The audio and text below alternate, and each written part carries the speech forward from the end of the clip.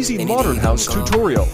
Nilapitan ko hanggang sa may diwata na pagdinat ko. Nalasing kagabi, ang galing katabi, kanabi, napating sa iyong face, marikit kahit nasa dilim.